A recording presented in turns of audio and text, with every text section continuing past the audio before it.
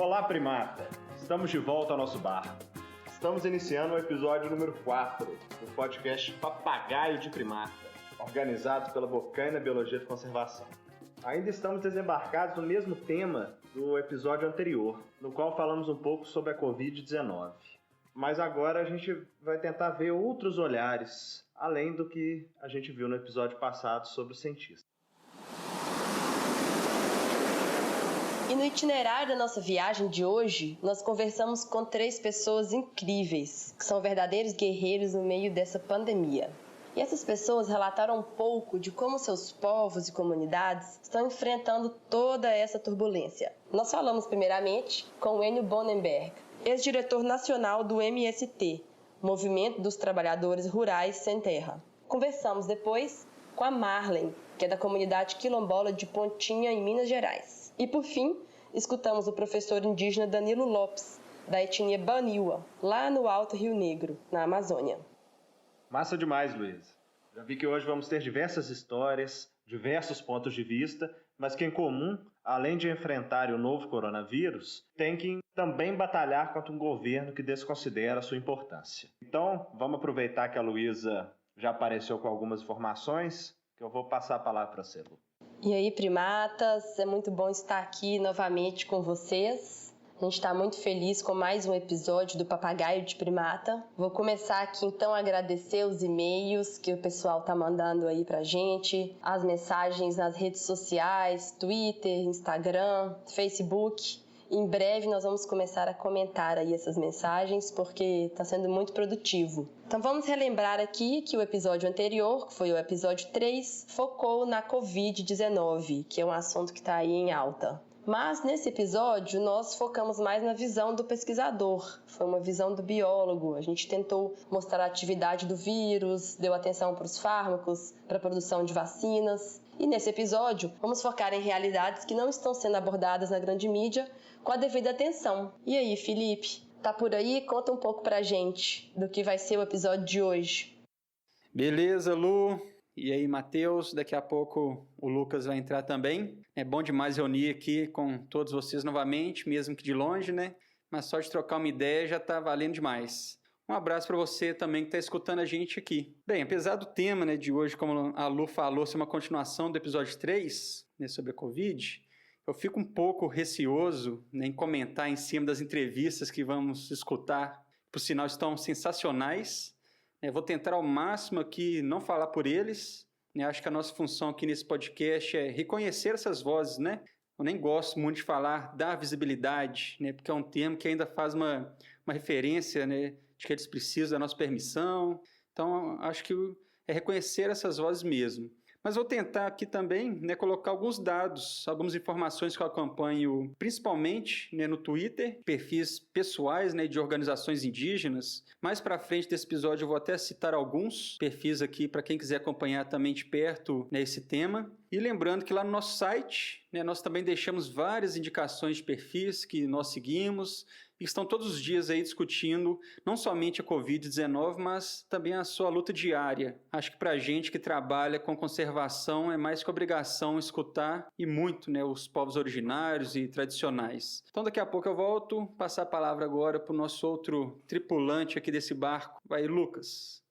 É isso aí, Felipe. Eu sou o Lucas Perillo e é um prazer embarcar em mais uma expedição aí em busca de novos conhecimentos. Hoje, como a tripulação toda já explicou, iremos continuar discutindo o novo coronavírus. Você pode até achar estranho, né? A gente está novamente falando sobre corona, já que esse podcast aqui é focado em temas do meio ambiente. Mas a gente nunca pode esquecer que as ciências da conservação, né, a biologia da conservação é apenas uma delas, englobam muitos temas que devem ser multidisciplinares. A Covid-19 teve sua provável origem nessa interação direta entre as pessoas e a biodiversidade. A gente não pode esquecer nunca disso. E como em um só episódio a gente não conseguiu discutir tudo que o assunto exige, vamos lá para o episódio número 4. A pandemia realmente mudou a rotina das pessoas, apesar de aqui no meu bairro ter algumas pessoas que acham que não tem nada acontecendo, a pracinha aqui lotada todo dia. Mas realmente a gente merece escutar o que todos os atores da sociedade têm para falar sobre esse assunto. E como queríamos muito escutar o que tem acontecido com os movimentos sociais, nada melhor do que ouvir um representante do Movimento dos Trabalhadores Rurais Sem Terra, o famoso MST, que é um movimento de ativismo político e social brasileiro que surgiu na década de 80.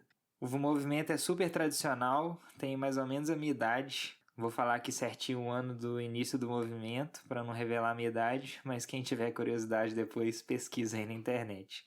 Hoje o movimento é gigantesco e são mais de 350 mil famílias que participam e que conquistaram a terra para realizar a tão necessária reforma agrária. Claro, né? Sempre pensando em novas formas de produção. O MST é super defensor da agroecologia e da produção de orgânicos e ainda tem sempre como pilar a cooperação. É uma iniciativa que todos merecem conhecer melhor. Então vamos escutar o nosso relato com o convidado Enio Bonenberger, da direção de Minas Gerais do MST.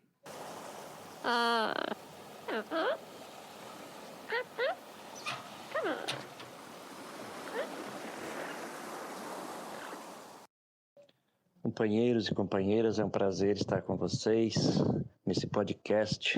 O prazer é todo nosso e muito obrigado por ter aceitado o nosso convite. Então, Enio, inicialmente a gente queria te perguntar sobre o panorama de casos da Covid dentro do movimento. Vocês têm alguma estimativa de casos e de óbitos confirmados? E quais as medidas que vocês estão realizando para o controle dessa pandemia? O panorama nosso geral das nossas áreas, num universo até grande, né? Que nós temos mais ou menos, aproximadamente, que nós coordenamos 300 mil famílias acampadas e assentadas em todo o país. E isso dá um universo de mais de 1 milhão de pessoas, né?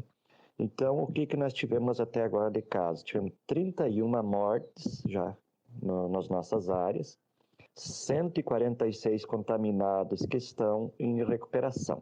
Então, se olhar assim para esse grande universo, até que o número não é muito grande.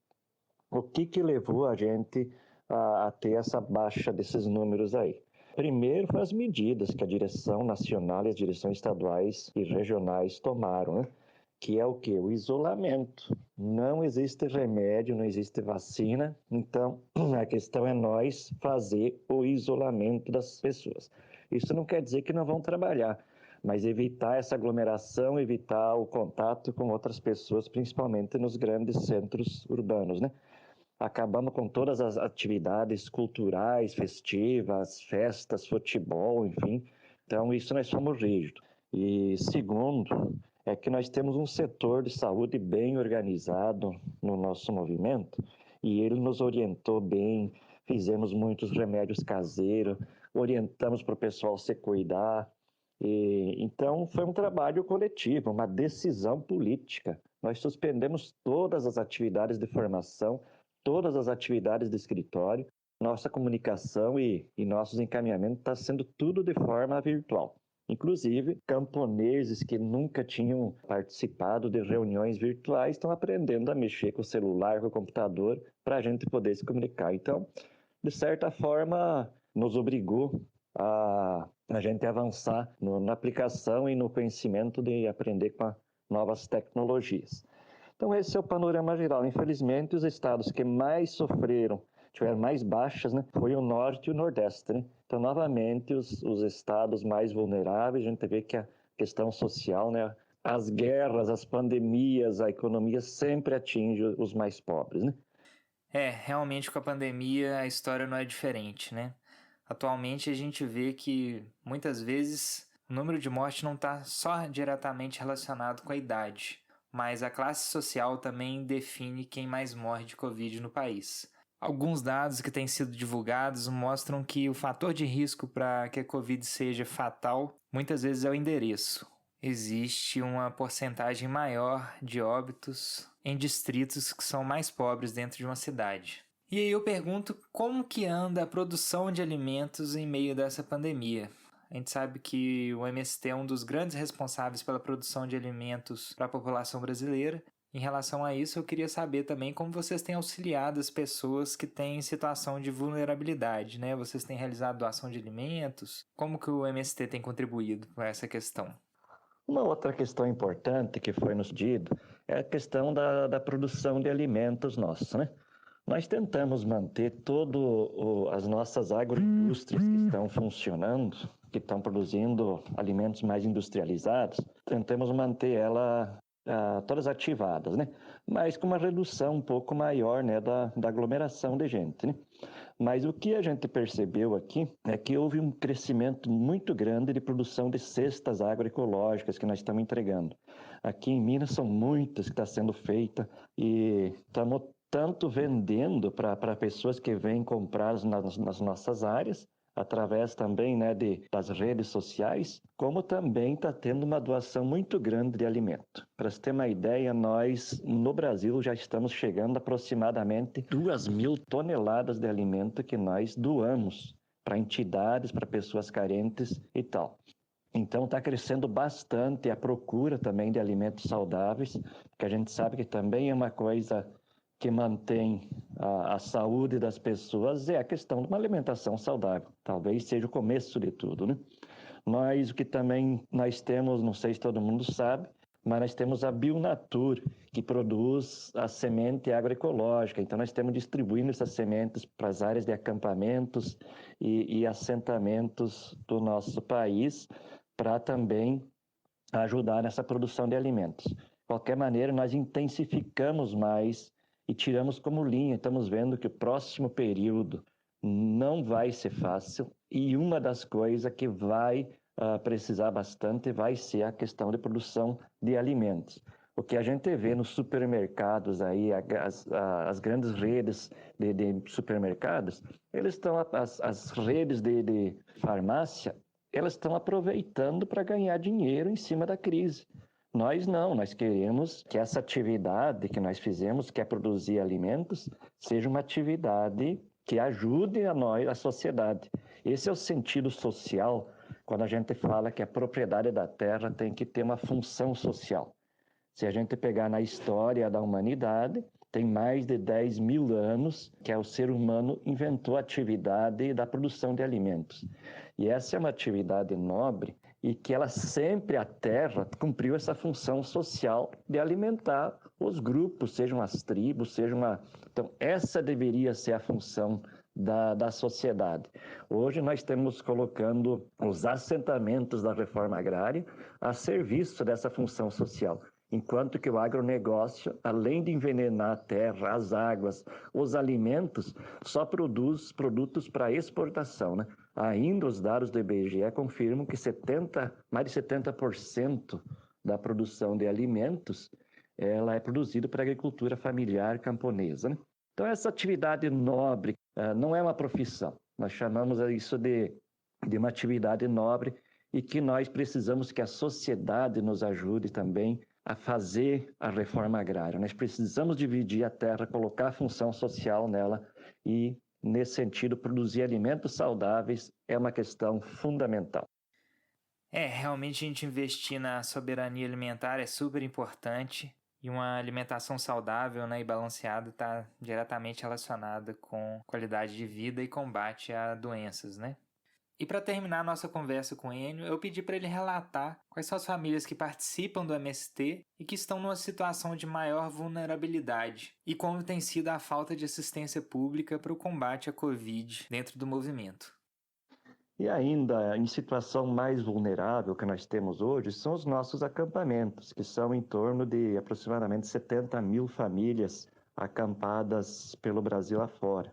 Algumas, a grande maioria, ainda em beira de estrada, sem ter as condições necessárias para produzir.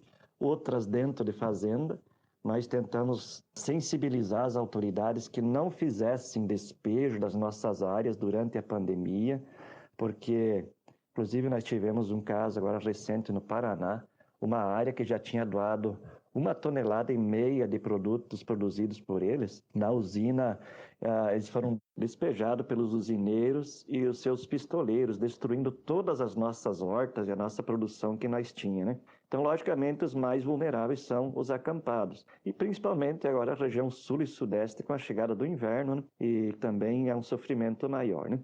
Agora, acho que uma questão importante dentro disso é que nós, mesmo sendo acampado, mesmo sendo com dificuldades econômicas, o camponês carrega uma coisa que é muito importante, que é a questão do valor da solidariedade. Então, nós não precisamos fazer força para a gente recolher um caminhão de alimentos, né? Vocês podem perceber que quando vocês chegam na casa de um camponês, qualquer pessoa da cidade que chega, ela não vai embora da casa desse camponês de mão vazia. Ela sempre leva uma penca de banana, leva uma cesta de ovos, leva uma galinha, leva uma mandioca, leva... Então, ele está impregnado essa questão do valor da solidariedade. E nós também sabemos disso porque nós, os acampados e assentados, nós fomos salvos pela solidariedade da sociedade. Quantas vezes as freiras, os padres, pastores, sindicatos e a sociedade como um todo levou alimentos para nós enquanto nós estávamos sem produção, levaram roupas, enfim. Então, o valor da solidariedade, nesse momento, vai ser um valor fundamental para nós sair da crise. Nós temos que sair dessa crise da pandemia com outros valores, não o do egoísmo, como esse presidente está pregando, do ódio. Nós precisamos desenvolver outros valores na nossa sociedade. E o da solidariedade e do humanismo são os fundamentais. Grande abraço a todos. Perfeito, Enio. Agradeço demais aí a sua participação. E queremos muito ouvir o MST em outras ocasiões.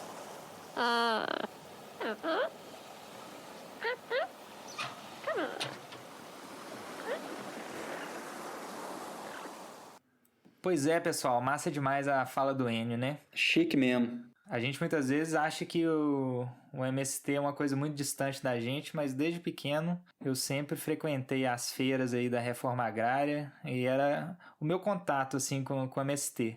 Mas aí, uns anos atrás, né, Felipe, a gente teve uma experiência muito legal no acampamento Maria da Conceição.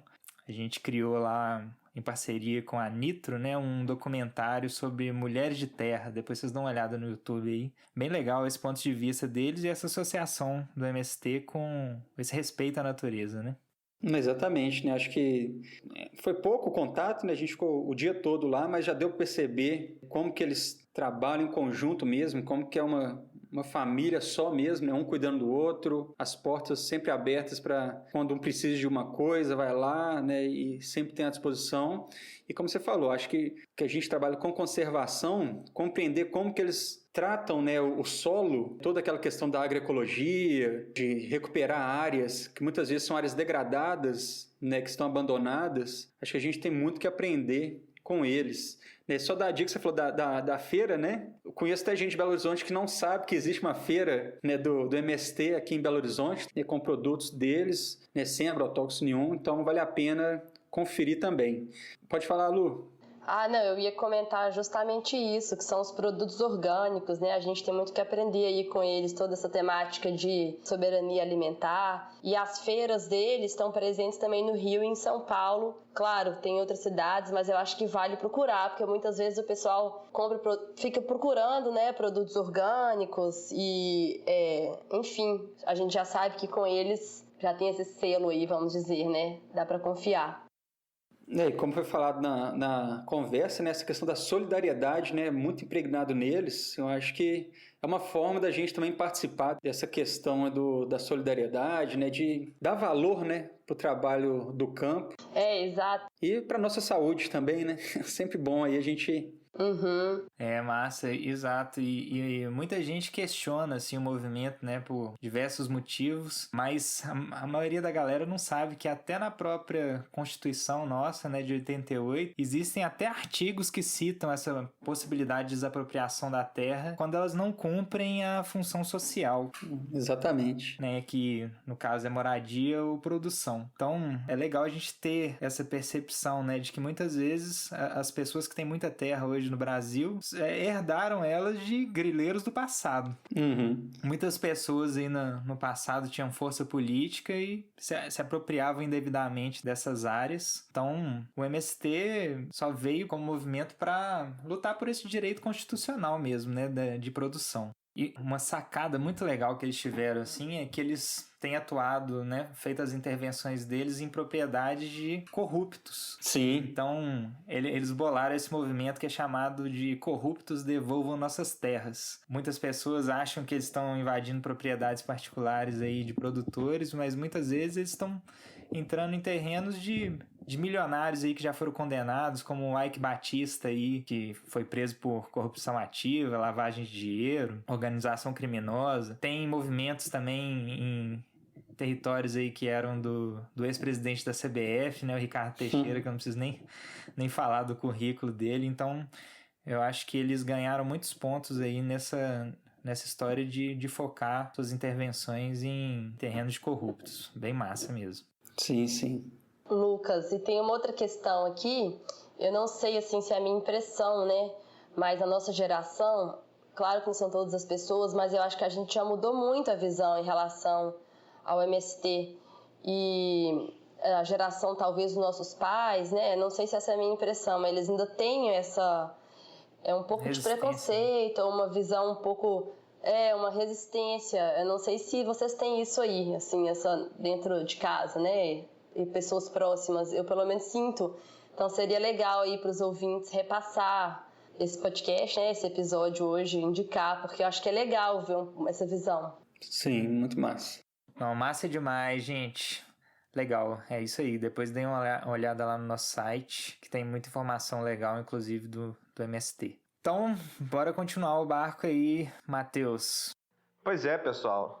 Sensacional. Realmente, informação é uma coisa que falta muito, né? Muita gente fala de muitas coisas só pelo famoso ouvir dizer. Então, pensando nisso, na multiplataforma que a gente montou no site, né? www.biologiadaconservação.com.br/papagaio de primata, a gente vai colocar, além das referências, um saiba mais com vários assuntos interessantes que podem ser utilizados para fazer essa comunicação com as pessoas. Porque realmente a gente não quer que vocês simplesmente acreditem no que a gente fala. A gente quer que vocês duvidem do que a gente está dizendo e vão atrás para ver se o que a gente fala faz sentido. Por isso que a gente vai ser bem transparente nessa disponibilização das referências, para que vocês mesmos possam tomar as decisões. Bom, então, aproveitar aqui até para a gente se recompor um pouco para a próxima conversa, eu acho que a gente pode chamar agora um quadro, né? No último episódio, infelizmente, não tivemos a presença dos nossos queridos colaboradores. Já estou com saudade deles, imagino que vocês também. Então, Felipe, conta para nós o que o vento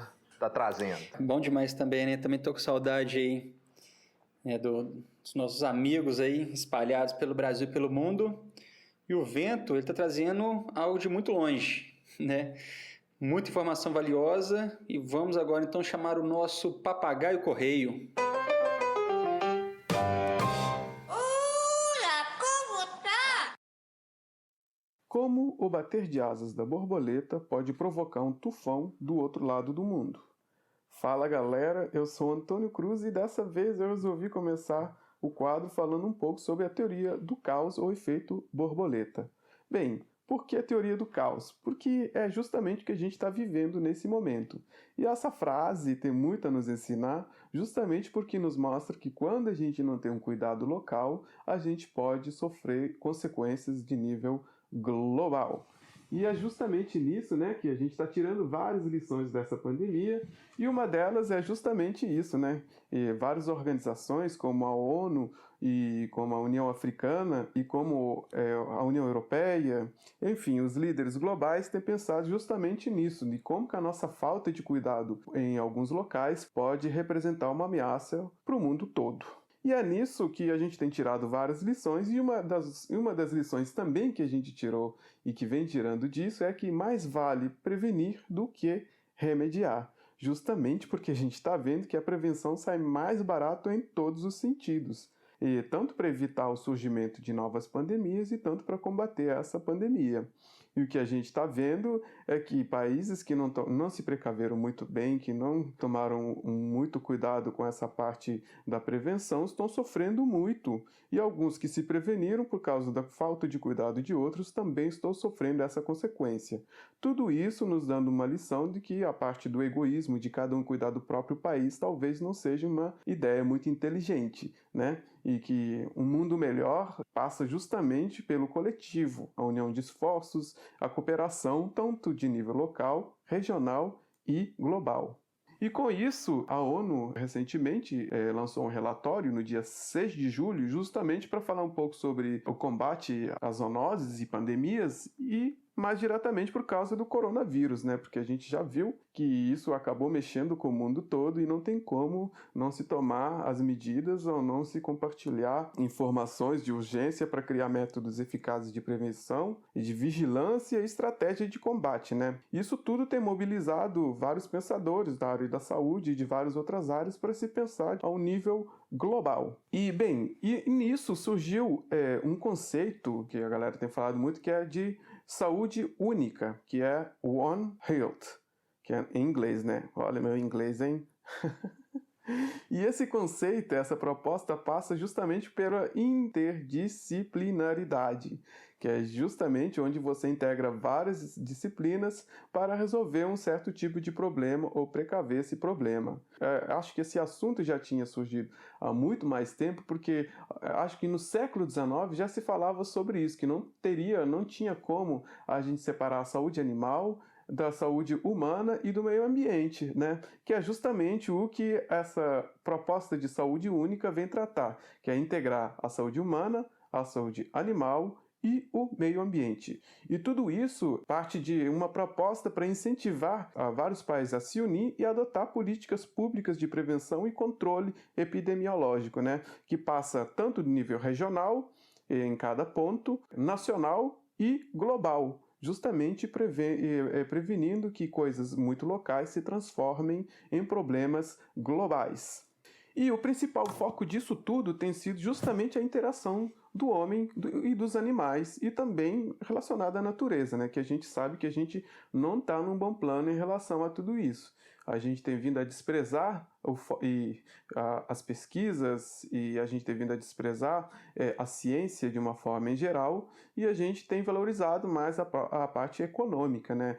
E a gente vive muito próximo dos animais, né? Tanto na pecuária, porque a gente utiliza eles, a gente cria eles para vender, para consumir, a gente também cria eles para colocar junto da gente com os animais de estimação, e a gente também, quando se aproxima das florestas ou das paisagens naturais, a gente acaba se envolvendo com os animais silvestres, ou também os nossos bichos de estimação acabam entrando em contato com esses animais silvestres.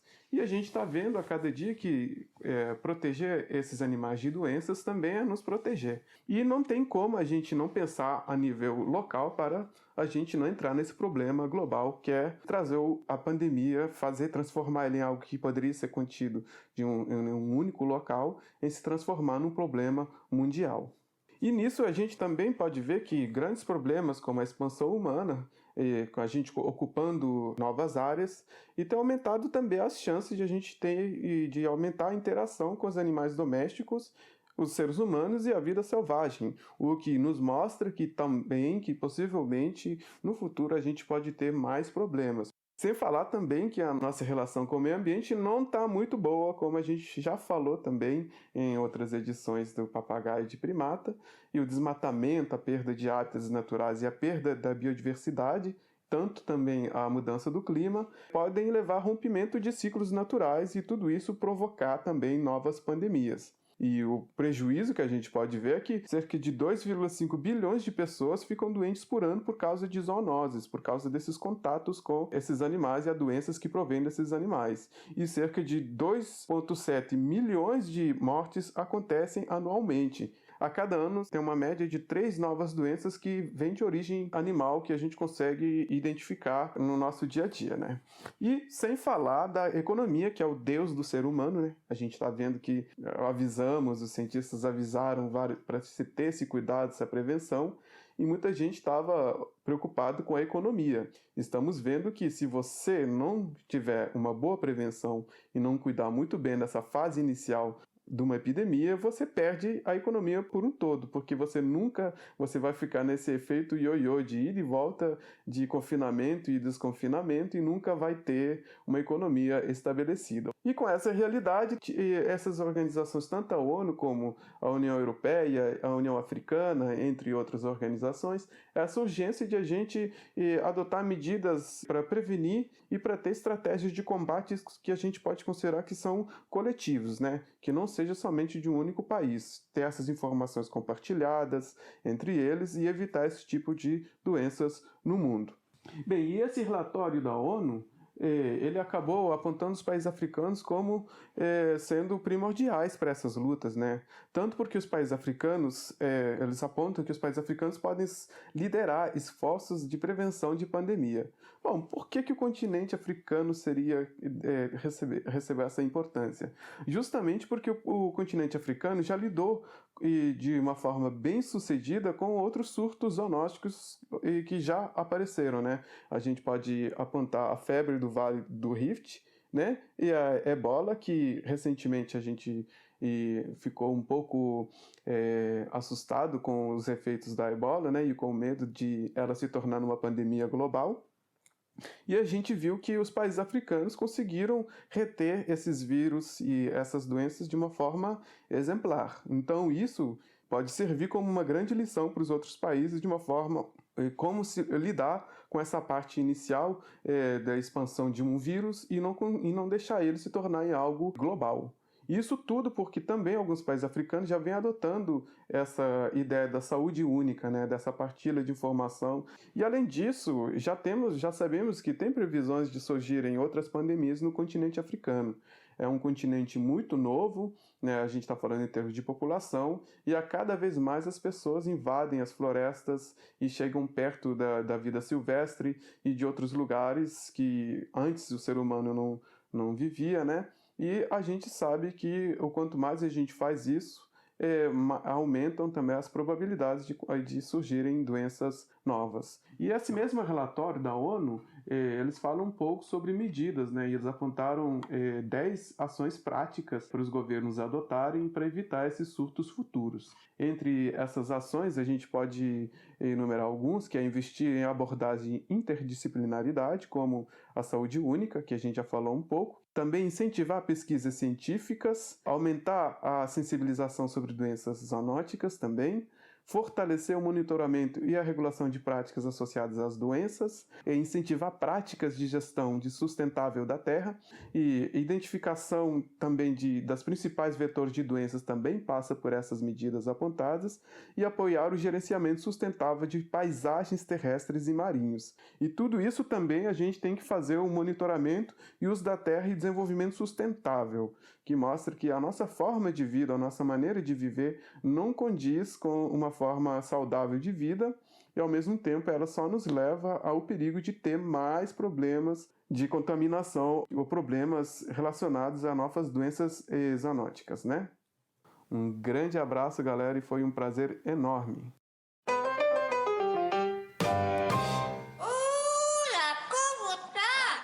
Ê, menino bom! Saudade demais de você, Fifi. Que em breve esses ventos possam soprar de novo e trazer você para as terras brasileiras. Pois é, gente. Então, o quadro é muito legal, né?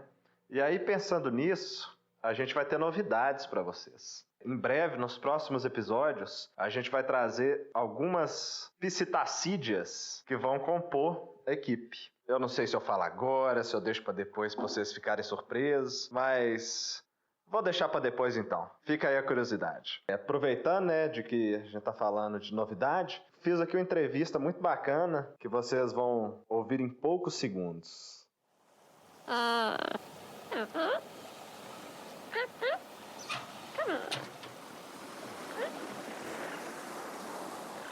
Olá, pessoal. Então, dando continuidade à discussão, eu tive o privilégio de entrevistar a Marlen. Ela é uma representante da comunidade quilombola de Pontinha, aqui de Minas Gerais. Então, Marlen, muito obrigado por ter aceito participar do episódio do podcast. E, por favor, se apresente, conte um pouquinho de você. Olá, pessoal. Eu sou a Marlen, tenho 21 anos. Sou estudante de Biologia e Recursos Humanos, faço parte do Projeto Pequi, moro na comunidade quilombola de Pontinha, que fica localizada no município de Paraupeba, aqui em Minas Gerais. Bom, primeira coisa que eu gostaria de te perguntar é como é que está a situação da comunidade em meio a essa pandemia da Covid-19. Existem casos confirmados? Alterou a forma de vida de vocês? Teve impactos econômicos? Conta um pouquinho pra gente. Bom, como em todo lugar, a comunidade também foi afetada. As aulas pararam, muitas pessoas foram suspensas dos empregos, então, de certa forma, a Covid afetou sim. Mesmo não tendo nem caso suspeito, nem confirmado, nem óbito, nem nada na comunidade, graças a Deus, teve impacto sim. E as fontes de rendas, como o costume tradicional, por exemplo, aqui, o pessoal vive muito do minhocuçu. E esse minhocuçu é vendido na BR para os pescadores, mas como não está tendo movimento de pescadores, isso abalou bem a renda da comunidade, porque as pessoas não têm para quem vender o minhocuçu, então alguns estão sem trabalhar. Porém, outras coisas que as pessoas faziam aqui, como cortar cana, capim, lavoura, essas coisas continuam. Então, graças a Deus, está dando para todas as famílias se manterem. Afetou mesmo o extrativismo do minhocuçu. Pois é, acaba que essa realidade de impactos econômicos, a gente tem visto que ela é bem frequente em quase todos os lugares que a gente vai, né? Mas que bom que a comunidade está conseguindo realizar ainda outras atividades e se manter, né? Porque realmente são tempos bem difíceis, mas que vai dar tudo certo e vamos passar por isso. Mesmo não tendo nenhum caso confirmado, esse impacto econômico ele dificulta e prejudica a situação de muitas pessoas que vivem em vulnerabilidade, né? O que tem sido feito para superar essas adversidades? Existe alguma ajuda do governo? Bom, constantemente a associação comunitária está conseguindo cesta para as famílias, distribuindo principalmente para os mais carentes. E a escola também está distribuindo cesta para todos os alunos. Então, o que está mantendo é isso, mas algo que eu acho que o governo poderia fazer é que, como tem muitas pessoas de fora que vêm para a comunidade, apesar dos pessoal estar tomando cuidado, eu acho que poderia ter uma barreira sanitária proibindo a entrada de muitas pessoas no quilombo nessa fase. E isso não está sendo feito aqui em relação à segurança do pessoal. Realmente, esses auxílios por meio de entrega de cesta básica são fundamentais, né? Ainda mais quando a gente pensa na situação de muitas crianças que tinham na merenda escolar uma das principais fontes de alimentação do dia. Então, que bom que as escolas também estão tendo essa ação de fornecer cesta básica para as famílias das crianças. E em relação à barreira sanitária, é muito importante que haja conscientização das pessoas, né? Muita gente acha que a barreira ela serve só para medir uma temperatura ou outra, mas infelizmente a gente tem muitas pessoas que ainda não acreditam que estamos em meio a uma pandemia séria, com resultados graves e com milhares de pessoas já mortas e milhões de infectados. Então, realmente é importante informar bem as pessoas para que tomem as medidas de precaução necessárias para evitar a contaminação dos outros. Ô Marlen, eu sei que a comunidade de Pontinha tem um projeto sensacional de uso do cerrado, né? Do cerrado em pé. Eu queria que você contasse para a gente um pouquinho da importância de projetos que usem a natureza de uma forma sustentável e garanta essa integração, né, de recursos naturais e desenvolvimento humano. Conta pra gente um pouquinho e depois explica para nós o que é esse fantástico Projeto Pequi, para deixar a gente com água na boca aqui do outro lado. Os projetos que usam a natureza, eu acho que são sim muito importantes e que dão uma visibilidade muito positiva para a comunidade e também ensinam muito. Porque se você está usando a natureza, você quer preservá-la. Então, o Projeto Pequi, por exemplo, ensina a manter o cerrado de pé e gerar uma renda com isso para muitas famílias.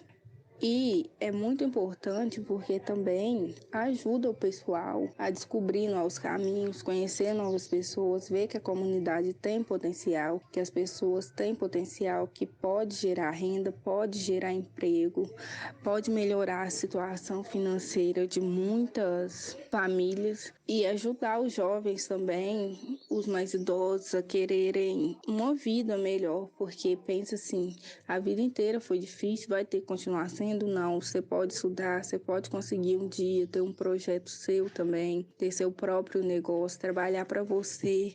Então, eu acho que estimula o pessoal a querer estudar, o pessoal a querer trabalhar, o pessoal a querer conhecer mais sobre a natureza, sobre os bens que a gente tem aqui dentro do quilombo. O pessoal não querer tanto ir embora, porque muita gente fala assim, eu vou embora, porque aqui não tem oportunidade. Pode incentivar o pessoal a ir embora, a estudar, mas a voltar para investir no próprio local. Então, projetos como o Pequi mesmo são muito importantes, porque traz pessoas diferentes, traz conhecimentos diferentes, abre novas portas, novas oportunidades, novos caminhos mesmo, assim, para o pessoal enxergar um futuro melhor, porque a gente está vendo aqui, o Projeto Pequi começou pequenininho, lá atrás, com oficinazinha, uma feira. Hoje a gente já participa de grandes feiras, já temos empresas que pegam nossos produtos, já somos conhecidos, então é algo muito bom. E a gente também, vendo a unidade sendo construída, pensando que futuramente já vai ter uma fábrica dentro da comunidade, isso ajuda bastante, dá uma motivação para ser melhor sempre.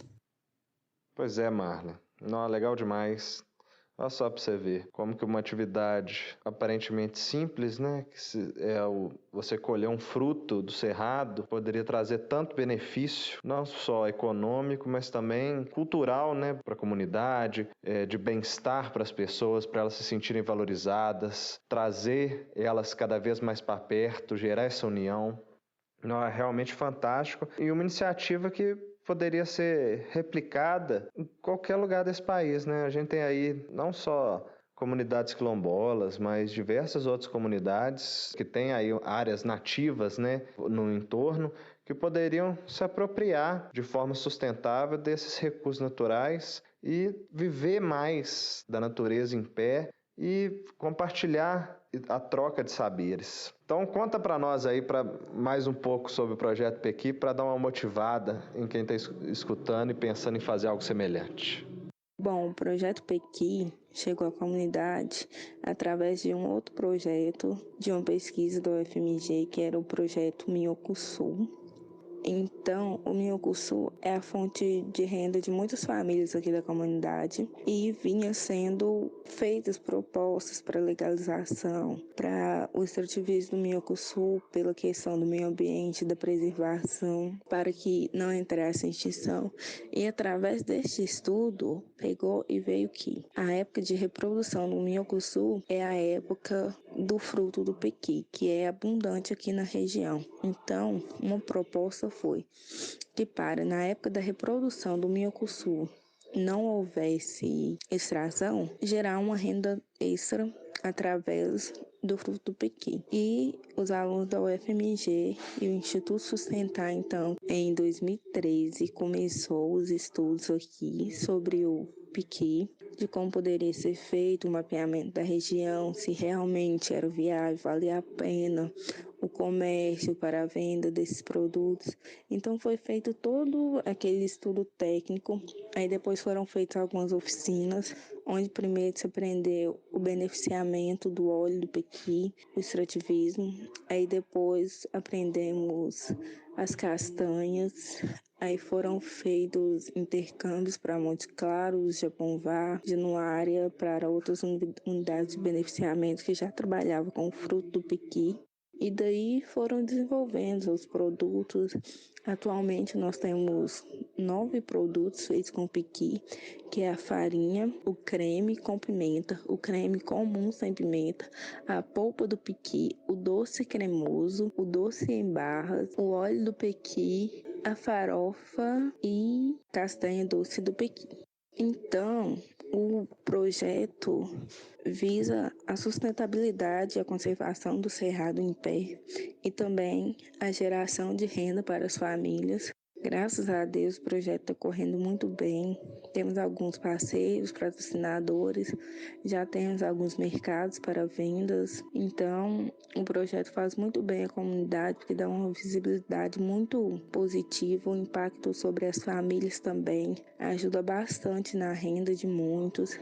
E é algo assim que traz novidades, traz inspiração, porque antigamente o pequi perdia no cerrado, assim. As pessoas buscavam, comiam, pessoas de fora chegavam, pegavam, levavam, um ou outro vendia, mas não sabia quanta diversidade, quantos produtos bons poderia ser feito com o pequi. Agora nós estamos em construção da nossa fábrica, está quase pronto. É algo assim muito bom mesmo para a comunidade crescer.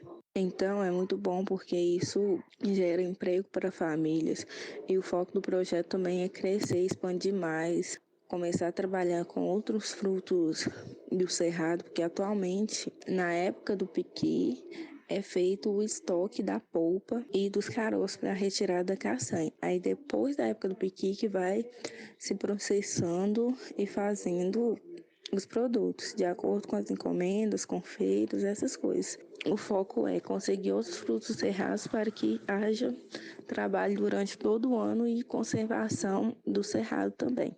A nossa página do Instagram é projeto.pequi, o Facebook é Projeto Pequi e Minhocuçu, lá vão ter contatos, mais informações sobre o projeto.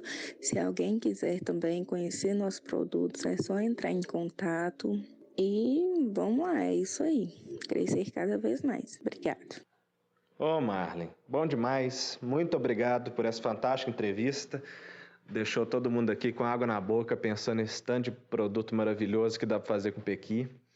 E, bom, então, uma coisa importante, que eu acho que a grande mensagem que a gente queria passar contando sobre esse fantástico projeto, né, que é o Projeto Pequi, é que é possível haver desenvolvimento econômico com a natureza, o cerrado, em pé.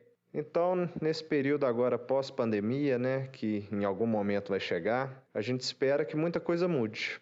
Dentre essas coisas é que iniciativas cada vez mais ambientalmente adequadas, né, que considerem o uso racional dos recursos naturais, se tornem mais presentes. Então, iniciativas como essa da comunidade quilombola de Pontinha podem ser replicadas em diversas regiões do Brasil. Então, a gente espera que a gente possa caminhar por um cenário em que a natureza e o desenvolvimento caminhem lado a lado, e o cerrado em pé promova o desenvolvimento de todos.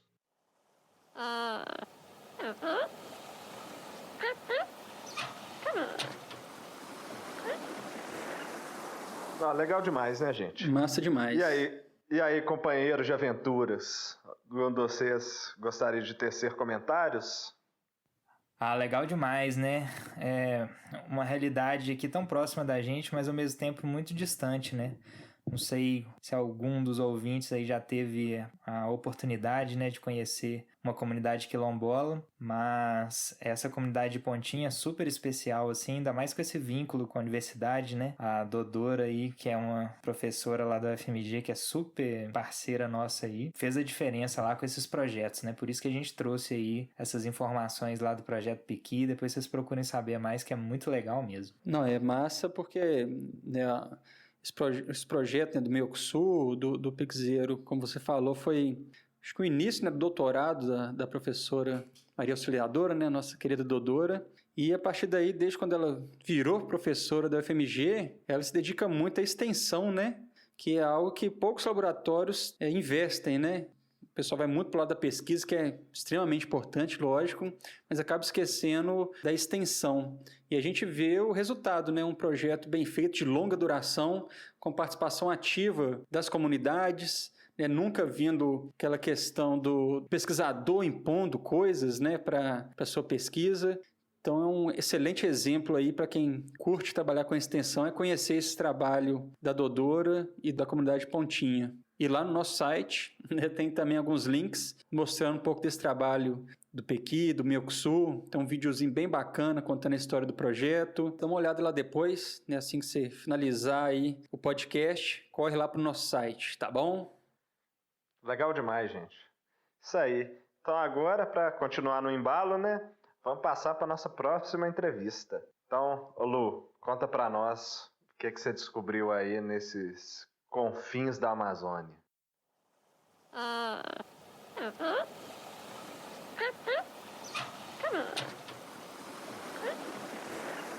Pois é, Matheus. Dessa vez, a bordo do Papagaio de Primata, eu viajei para um lugar um pouco mais distante.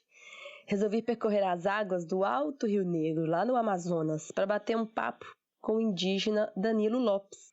O Danilo ele é da etnia Baniwa, professor do ensino médio e EJA na comunidade Canadá. Eu estive por lá em 2018 e foi assim que a gente se conheceu. E eu me encantei pelos costumes e tradições dos povos Baniwa. Mas, com a chegada da pandemia, eu fiquei aqui muito receosa com o impacto da doença por lá. Então, por isso, eu resolvi chamar o Danilo para contar um pouco da situação que eles estão vivendo. Então, Danilo, fala um pouquinho para a gente aí sobre você. Olá, pessoal. Meu nome é Danilo Lopes. Eu sou da comunidade indígena Meriti. Sou da etnia Baniwa. Com muito prazer que eu estou falando aqui com vocês. Eu não sou biólogo, mas vou tentar contribuir com vocês na medida do possível, da parte do conhecimento que eu tenho em relação às perguntas que a Luísa de Paula me fez, certo? Ah, Danilo, o que importa é que você é biólogo de coração. E nós aqui do Papagaio de Primata estamos muito felizes com a sua participação nesse episódio. Então vamos às perguntas, não é mesmo? A sua etnia, Danilo, ela é ampla pelo Brasil ou restrita a uma pequena região? Bom, respondendo à primeira pergunta, a minha etnia é bem restrita, assim, fica aqui no norte do Brasil, né? Aqui na região da Cabeça do Cachorro, mais conhecido, né? Faz fronteira com a Colômbia e Venezuela. Então, só que a etnia Baniwa, ela pertence tanto à Colômbia quanto à Venezuela. Então, eu não tenho uma estimativa de quantos Baniwas existem aqui no Brasil. Eu só sei que existem Baniwa na Venezuela e na Colômbia e no Brasil. Então eu vou falar especificamente sobre os Baniwas que são brasileiros, digamos assim, certo? Tá certo. Para quem não sabe, gente, lá no Amazonas, no canto esquerdo, onde o Brasil faz divisa com a Colômbia, tem uma região com formato de cabeça de cachorro. É ali que o Danilo vive. Vale conferir no mapa depois. No momento, ele está em uma cidade chamada São Gabriel da Cachoeira, e ele possui alguns dados mais atualizados sobre a Covid-19. Então conta pra gente, Danilo, como a Covid-19 afetou o seu povo? Fala um pouco pra gente do panorama de casos da Covid-19 dentro da comunidade. Estimativas de casos, se existem óbitos confirmados e quais medidas realizadas para controle. Fale pra gente também dos impactos da pandemia na fonte de renda e costumes tradicionais. Bom, o Covid-19 afetou bastante o meu povo, já que não tinha muito sistema de controle, né, para a entrada das pessoas quando a pandemia ainda não era visto assim como doença muito grave, né? Então o acesso às comunidades indígenas era bem aberto, como se fosse normal, hein? Aí, por esse meio, que o vírus conseguiu chegar nas comunidades pelos próprios indígenas, porque a maioria vieram aqui na cidade de São Gabriel da Cachoeira, como eles sempre fazem, de costume, para fazer suas compras, receber o benefício do governo, resolver algumas coisas, necessidades básicas das pessoas, certo? Então, até agora, não se sabe exatamente quantos óbitos existem nessa região do Içana, a região dos povos Baniwa, quantos foram óbitos, mas sabe que são bem poucos, são as pessoas que tiveram doenças crônicas, né? Então eu só sei dizer que elas eram bem pouquinhas assim em relação à quantidade de pessoas da população de cada comunidade. As medidas, depois que o vírus se tornou uma pandemia, aí tiveram os ONGs, no caso daqui de São Gabriel da Cachoeira, começaram a se organizar para ter controle de entrada das pessoas nas comunidades indígenas. Só que mesmo assim, já tiveram as pessoas que já foram para as comunidades sem saber que já estava com vírus do Covid-19. Então isso foi um dos grandes desafios para nós aqui, que mesmo não sabendo que a gente já estava com o vírus, realmente a gente já estava. Então, e isso que piorou a situação das comunidades. Então, o impacto em questão de renda foi bastante também, porque muitas vezes a gente vem aqui na cidade de São Gabriel do Xê para comprar as coisas industrializadas para complementar o nosso alimento tradicional na comunidade. Também a gente precisa de combustível, de várias outras coisas para ter energia, para andar de motor e tal. Então, impactou bastante a nossa convivência na comunidade. Danilo, realmente essa é uma situação bem complicada, né? Porque o vírus já estava aí entre vocês nas comunidades e vocês não sabiam. Demoraram, né, para ter essa informação. E como eu falei antes, pessoal, o Danilo, ele tá nessa cidade que se chama São Gabriel da Cachoeira, que é uma cidade um pouco maior, onde diversos indígenas do Alto Rio Negro, que estão ali nos rios chamados Içana, Ayari, eles vão de barco, né, para essa cidade para comprar insumos e receber auxílios do governo, como ele falou. Só para explicar para vocês aí um pouco melhor. E quem tiver curiosidade, dá uma olhadinha aí no mapa. Então eu queria te perguntar mais uma coisa, Danilo. Existem ações específicas do governo para evitar ou diminuir o impacto da Covid-19 na sua região? Se sim, elas são suficientes? E o que precisaria ser feito, então? Aqui na nossa região, aqui no Alto Rio Negro, especificamente para o povo Baniwa, o governo agiu muito tarde. As pessoas da comunidade já estavam tudo infectados. Aí que o governo começou a mandar o teste rápido específicos para as comunidades indígenas. Já era muito tarde, então acredito que as ações específicas do governo demorou muito para chegar nas comunidades.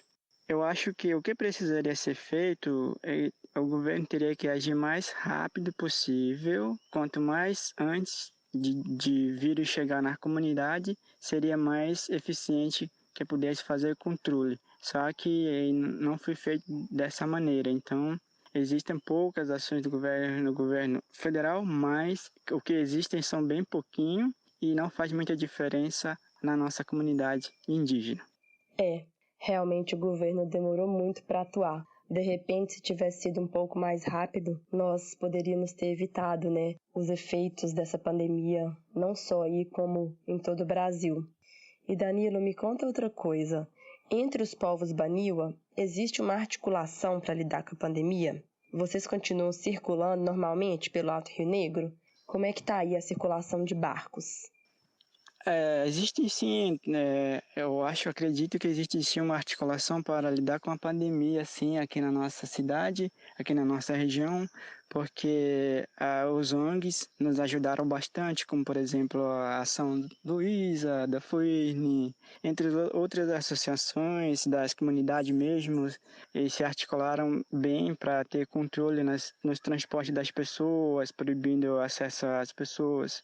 Então, desde que começou o primeiro caso confirmado aqui na cidade de São Gabriel da Cachoeira, ficaram suspensos a circulação do barco, quanto o barco vindo de Manaus para os municípios e de pessoas saindo daqui do município para as comunidades indígenas, principalmente para as comunidades indígenas. Então, existe sim, não teve circulação normal, então é por isso que eu acredito que dessa forma também ajudou a diminuir a propagação desse vírus. Pois é, eu sei que você escutou o episódio anterior sobre a Covid-19. Você acha que as informações desse podcast podem contribuir de alguma forma para vocês aí? Bom, em relação se existe alguma forma de quem está escutando esse podcast contribui, com certeza. Acredito que o objetivo de podcast é divulgar as informações de várias regiões do Brasil ou do mundo, né, sobre como lidar com o vírus, sobre como as pessoas, as comunidades, os bairros passaram por esse grande, eu diria assim, grande situação que a gente nunca passou por isso. Então, com certeza, o podcast sim contribui para ajudar a entender melhor como a cada cidade, ou município, ou comunidade passaram por essa pandemia. Bem, a gente fica feliz que as informações que a gente está compilando aqui estão chegando para vocês também. Tomara que tenha ajudado. E, Danilo, a gente sabe que várias enfermidades e doenças que estão nos afetando hoje em dia, elas surgem de problemas ambientais, geralmente porque nós não sabemos respeitar alguns limites da natureza.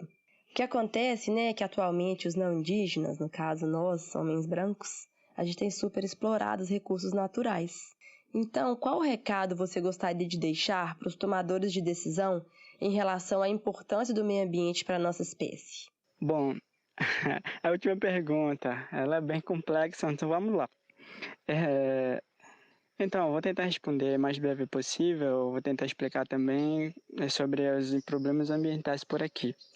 Especificamente aqui na região do Rio Negro, Alto Rio Negro, onde eu moro aqui na região do Içana, dificilmente alguém que não seja daqui, que não seja indígena daqui, vai poder entrar por aqui. Até porque aqui é uma terra demarcada desde 1987. Então, para ter acesso por aqui, tem que ter autorização da FUNAI, da FUIRN, as outras instituições que regulam as entradas das pessoas estranhas aqui na região do Içana, a região do Rio Negro em geral. Então, não é que seja não é que seja proibido, mas tem que ter autorização e tal. Dá para conseguir ter autorização se você tiver um bom motivo, estiver fazendo pesquisa, tipo de tese, de doutorado, fazer uma pesquisa e várias outras coisas, coisa de antropologia, envolvendo várias coisas botânica e tal. É possível fazer uma pesquisa, só que tem que contatar com as instituições que regulam a entrada das pessoas, se as pessoas das comunidades autorizam a entrada e tal. Então é possível sim fazer essa pesquisa, se você pretende fazer alguma pesquisa e tal, é possível sim. Em relação aos problemas ambientais, aqui não temos muito, porque é uma região um pouco longe da cidade, é uma região difícil acesso, não tem estrada, a única forma de você ir pelo rio. A Luísa deve saber, porque já viajou para a região do Içana, então não é tão fácil chegar até nos povos banius, certo? É verdade, Danilo, deu um trabalhinho. Primeiro, eu tive que voar para Manaus, e aí depois de Manaus eu peguei uma lancha rápida, que demorou 27 horas até São Gabriel da Cachoeira. Porque se fosse com outros barcos que não são as lanchas rápidas, são mais ou menos 4 dias. E então, em São Gabriel da Cachoeira, a gente alugou um barco que é motor de rabeta, e aí foram mais 2 dias inteiros para chegar até a comunidade Canadá. Então, realmente não é tão fácil assim, não é, Danilo? Não é tão fácil chegar até nos povos banius. Bom, então, mas a parte de não indígena, né? Não falando mal de vocês brancos, sim, tem várias empresas que estão dando entrada, principalmente, eu não sei se é pela FUIRN ou pela FUNAI, para ter autorização de exploração de minério. Eles têm bastantes empresas que querem explorar, mas até agora não tem autorização. Isso é por parte de mineração. A questão de madeireiros, desmatamento, eu acredito que aqui na região do Alto Rio Negro não é tão presente quanto nas outras terras indígenas no resto do Brasil. Bom, eu acho que eu vou terminar minha fala por aqui. Então, o recado que eu gostaria de passar para tomadores de decisão em relação ao meio ambiente. Então, eu acredito que as instituições em si, por exemplo, o Ministério do Meio Ambiente, deveriam consultar as instituições responsáveis locais, regionais, para poder tomar uma decisão que seja viável, que seja sustentável em cada região. Então, não poderia tomar a decisão só por si, dentro de um gabinete, porque ele não sabe como é a realidade de cada região, porque cada região, cada etnia tem as suas particularidades, as suas peculiaridades. Então, o que eu posso dizer aqui que a decisão tem que ser tomada coletivamente em relação a todos os que tomam decisão, principalmente em respeito ao meio ambiente. Porque se nós não respeitarmos o meio ambiente, então quem que vai sustentar a gente futuramente? Como é que os nossos filhos ficarão? Como é que eles vão ficar? Então, a gente tem que respeitar a nossa mãe natureza, porque ela que nos dá os alimentos de cada dia. ela que nos protege como nossa mãe de sempre, certo? Então, galera, foi isso. Foi muito bom participar com vocês. Eu agradeço muito. Muito obrigado, Luísa, pelo convite. Qualquer coisa, eu estarei por aqui. Tenham um bom dia.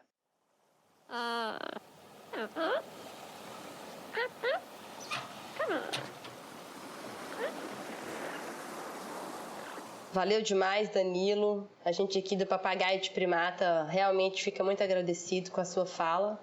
Tenho certeza que os ouvintes também vão apreciar muito essa entrevista que você deu pra gente. Não é mesmo, galera? A gente precisa de representantes assim, né? Fora do eixo sudeste. Sim, né? Eles estão lá, né? A gente que não escuta muito, né? É, exatamente. Só comentar que eu percebo, né, que desde a nossa Constituição aí de 88, que já foi até citada, eu acredito que nenhum governo tenha levado o tema meio ambiente, né, como uma grande prioridade. Mesmo que exista um capítulo lá na Constituição só para isso, né, o 225. Acho que alguns governos até fizeram algo a mais, outro algo a menos, mas levantar a bandeira mesmo, né, sobre a questão ambiental, sobre as comunidades tradicionais originárias, eu não vejo que nenhum levantou essa bandeira, não. Porém, né, o que eu nunca tinha presenciado mesmo era um governo que se coloca como inimigo, né, do meio ambiente, dessas comunidades, desses povos. Essa é uma situação que temos que considerar. Como você escutou hoje no nosso podcast, temos que escutar muita gente para conseguirmos reverter isso. E aí eu queria só citar algumas informações aqui, pode ser? Claro.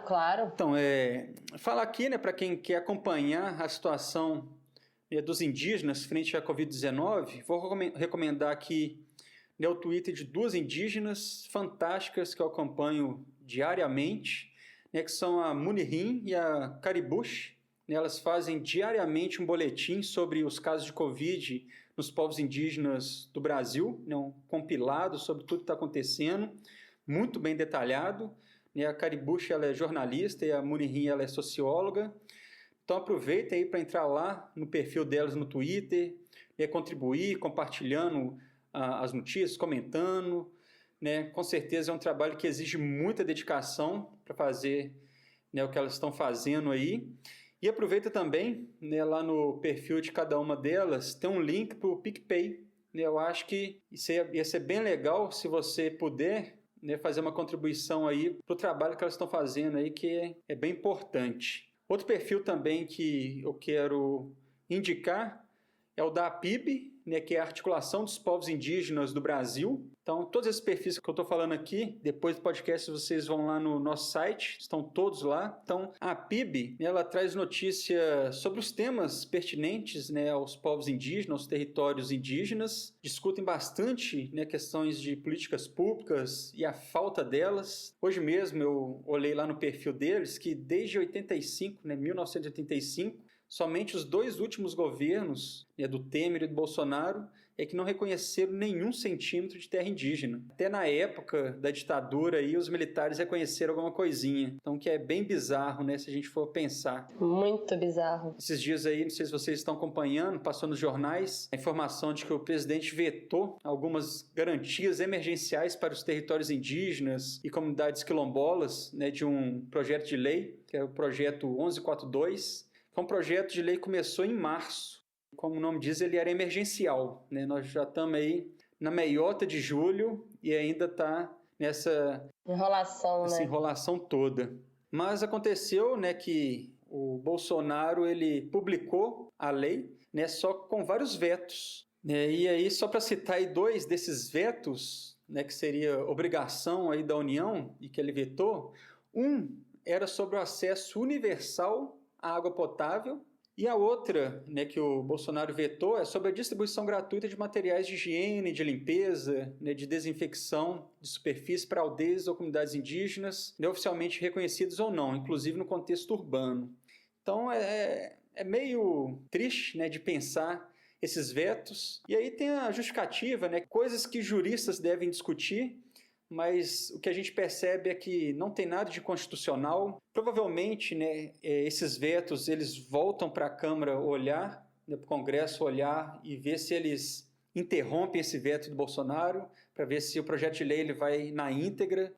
Até o momento aqui não saiu essa decisão do Congresso, mas em suma, né, o que eu acho que interessante aí, que a gente tem que sempre trazer à tona, a minha percepção é que esse governo ele tem um pouco de má fé, né, em alguns assuntos. A questão ambiental nem se fala, né? A gente vê aí o ministro do Meio Ambiente, recentemente, né, aquele vazamento daquela reunião, né, já foi muito falado sobre essa ânsia dele, né, de modificar algumas normativas para facilitar, né, alguns empreendimentos, a modificação de algumas coordenações dentro do IBAMA, do Instituto Chico Mendes, colocando pessoas que não têm conhecimento técnico para liderar. E sobre essa questão das comunidades tradicionais, indígenas, a mesma coisa. Desde o final de 2018, né, quando Bolsonaro já tinha sido eleito, né, uma das primeiras coisas que ele falou, se não me engano, em dezembro de 2018, é que se dependesse dele, não ia ter mais nenhum centímetro, né, quadrado de terra indígena aí sendo reconhecida.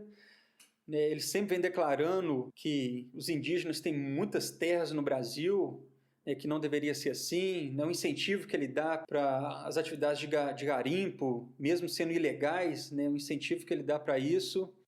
Algo que não é inconstitucional, aí agora o Congresso tem que voltar, demora mais um tempo para essa lei ser pautada, porque os vetos agora têm que ser analisados pelo Congresso, pelo Senado. Acho que menos de 48 horas depois que o Bolsonaro vetou, acho que 16 itens desse projeto de lei, o ministro do STF, o Barroso, ele obrigou o Bolsonaro a cumprir algumas garantias. E aí entra até nessa questão, do judiciário tendo que intervir o tempo todo no executivo. E aí cria aquilo, o judiciário está querendo tomar o lugar do executivo. Mas não, o executivo que não está fazendo o que é imposto na Constituição, o que é imposto nas normativas. E aí a PIB tem que entrar com uma ação para o STF obrigar o executivo a cumprir. E aí fica sempre nessa briga, não desenvolve. Então, é uma reflexão que a gente tem que fazer diária, Vou até repetir aqui, que já tivemos governos que fizeram um pouco mais, um pouco menos, sobre o meio ambiente, sobre os territórios indígenas, comunidades quilombolas, comunidades tradicionais, mas esse atual aí encara o tema como um obstáculo mesmo, inimigo, Inimigo é estranho. Exatamente. E para a gente que trabalha com conservação, eu acho que para a população, a gente tem que ficar sempre de olho, cada vez mais se interessar por políticas públicas, e ver como que a gente consegue interferir nessas decisões aí.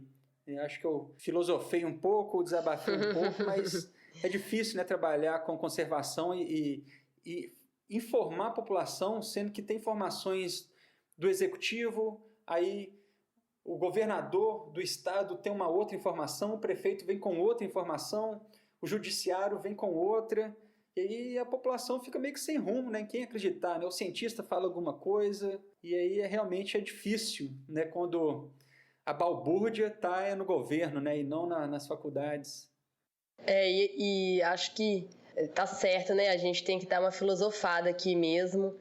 Isso, e mais pra frente vão continuar essas discussões aí, Eu acho que é super válido, Um dos objetivos do podcast é realmente instrumentalizar, os diversos atores aí da sociedade, Acho que cada um que tiver um pouco de informação pode contribuir mais, para o avanço mesmo do conhecimento e das tomadas de decisão. Não adianta a gente argumentar se a gente não tiver informações, Informações que nos auxiliem a decidir o que a gente vai fazer ou não fazer, com determinados temas aí, tanto na pauta ambiental quanto social. Pois é, galera. Realmente, tô achando que esse barco aqui a gente vai ter que parar nesse tema em breve, porque é inadmissível, que a gente seja permissivo com tamanhas canalices que tem acontecido. Esse negócio de vamos passar a boiada, não vão passar. Tudo que tiver ao nosso alcance a gente vai fazer. Então agora, gente, a gente sabe que o episódio ficou meio comprido, mas a gente gostaria de agradecer a todo mundo que ouviu a gente até aqui, falar para ver os episódios anteriores e para não desistir da gente, que esse barco aqui ele balanga, mas não afunda não. Então agora, nossos queridos papagaios, chamar vocês para despedir do nosso querido primata que está escutando. Valeu, gente. Muito obrigado. Massa demais, Matheus. Vou então adiantar aqui e agradecer também, né, ao Enio, a Marlen, né, o Danilo. Muito bom escutar vocês. Né, espero que a gente consiga cada vez mais reconhecer essas vozes e somar. Né? Acho que a gente tem que escutar muito, né, antes de fazer alguma coisa. Então, mas é isso. Acho que o episódio de hoje foi bem bacana. Um olhar diferente aí sobre a Covid, né, no Brasil, e espero até o próximo aí. Então é isso, galera. Eu também só tenho a agradecer aos nossos convidados especiais e agradecer também aos ouvintes, aos nossos queridos primatas. Massa demais, galera. Exatamente isso, né? Estamos aqui abertos aí para quem quiser contribuir. Estamos aqui produzindo o Papagaio de Primata, mas com esse objetivo, né, de sempre tentar levar informações legais aí para cada um de vocês usar da melhor maneira possível. Abertos a críticas, sugestões também. E para dar uma amenizada nesse assunto, né, que é extremamente relevante, mas muito sério também, a gente chama agora o quadro Rachando os Bicos com o Pedro Tauti. Pedrão vai tentar a partir de agora comentar o episódio anterior. Então vai lá, Pedrão.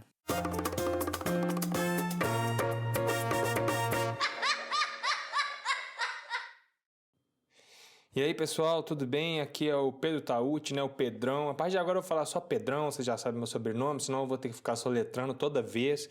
E já basta eu fazer isso na minha vida inteira, entendeu? Eu tô aqui, né, novamente no quadro Rachando os Bicos, para falar de quê, né? Do episódio da primeira parte sobre Covid. Ninguém aguenta mais falar de Covid, essa é a verdade. Mas informação é mais importante, informação salva vidas, então a gente vai falar de Covid sim, não tem outro jeito. E sabe outra coisa que eu não aguento mais? Lavar a mão. Gente, eu não aguento mais lavar a mão, o cheiro de sabonete me irrita, entendeu? Só de escutar falar em álcool gel, em lavar a mão, minha mão já resseca. E não adianta passar hidratante, porque você passa hidratante e sua mão fica escorregando, entendeu? É um paradoxo complicado. E o cheiro de água sanitária, gente? Não aguento mais isso também, tá difícil demais. Mas é isso, né? A gente tem que se cuidar, não tem outro jeito. No meio do episódio, teve a Luísa falando sobre pessoas que bebem vinho todo dia e tudo mais. Será que foi uma indireta pra mim? Engraçado, Luísa. Da próxima vez você podia falar na minha cara, entendeu? Mas tudo bem, vou relevar isso aí. Pelo menos também, né, eu tenho feito exercício todo dia. Espero que o exercício cancele o vinho e vice-versa, né? Outra coisa, né, o Felipe voltando ao episódio aí, maravilha, né? Nasceu o Caetano, filhinho do Felipe, né? Também conhecido como Mad Max do Barreiro.